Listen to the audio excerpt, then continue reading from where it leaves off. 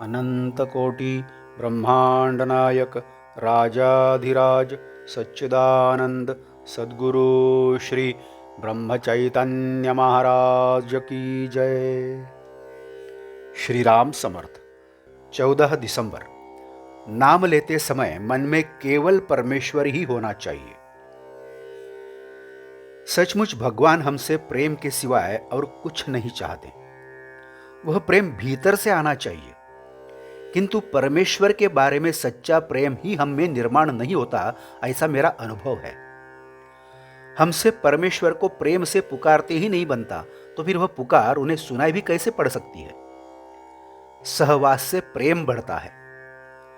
रेलगाड़ी के 4 घंटे के सहवास से यदि प्रेम उत्पन्न होता है, तो नामस्मरण से प्रेम क्यों नहीं उत्पन्न होगा। देह से अनेक जन्मों का सहवास होता है, इसलिए देह के प्रति गहरा प्रेम पैदा होता है और देह बुद्धि होती है। नाम का सहवास भी बहुत करना चाहिए, जिससे विषय की ओर देह की आसक्ति कम होगी और नाम के प्रति प्रेम पैदा होगा। पत्नी बच्चों के प्रेम के लिए हम कितना त्याग करते हैं, फिर परमेश्वर के शाश्वत सुख के लिए हम क्षुद्र वासनाओं का त्याग क्यों न करें।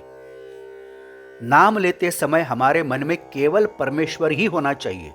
दूसरी किसी भी वृत्ति उठना ठीक नहीं, वही सच्चा नाम स्मरण होता है। विकार मूलतः त्याज्य नहीं होते, वे तो भगवान ने ही दिए हैं, इसलिए जीवन में उनका योग्य स्थान निश्चित होगा ही, अपितु व्यवहार में उनकी जरूरत है। किंतु विकारों पर हमारा नियंत्रण रखकर अपने वश में रखना चाहिए, विकार हमारे ऊपर हावी ना हो। मान लो रामदाना और मूंगफली के दाने मिल गए हैं, उन्हें अलग करना हो तो एक को निकालें तो दूसरा अपने आप बच जाता है। फिर उनमें जो निकालने में आसान होते हैं उसे हम निकालते हैं। उसी प्रकार जो लेने में आसान है वह भगवान का नाम हम लेते रहें तो विषय अपने आप अलग पड़ जाएंगे। दाने बीन कर निकालने में थोड़ा सा रामदाना भी यदि लगा रहे तो उसे हम झटकार देते हैं। उसी प्रकार भगवान के अनुसंधान में अनचाहा विषय थोड़ा तो आ ही जाता है, किंतु हम उसका रुचि से उपभोग न लें तो वह बाधक नहीं होगा।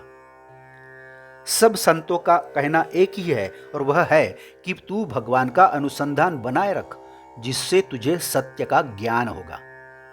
भगवान के अनुसंधान का अर्थ यह है कि और बातों की चाहे उपेक्षा हो जाए, किंतु परमात्मा का विस्मरण नहीं होना चाहिए। भगवान का अनुसंधान कौन कैसा रखे, इसका कोई नियम नहीं है।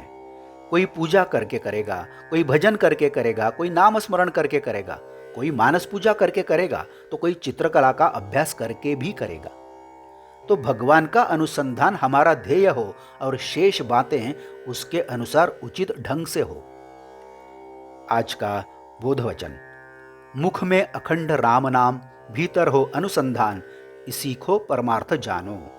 जानकी जीवन स्मरण जय जय राम। नमस्कार। मराठी और हिंदी में श्री महाराज की प्रवचने आप हर रोज सुन रहे हैं, लेकिन आपसे विनती है कि कृपया चैनल को भेंट देकर प्लेलिस्ट देखिए। प्लेलिस्ट के जरिए आप कोई भी प्रवचन अपनी सुविधा के अनुसार सुन सकते हैं। मैं फिर से एक बार आपसे कहना चाहूँगा कि यदि आपने अभी तक चैनल सब्सक्राइब नहीं किया है तो कृपया सब्सक्राइब करिए, लाइक करिए, शेयर करिए, कमेंट्स दें, बेल आइकन दबाना मत भूलिए। धन्यवाद। जय जय श्री राम।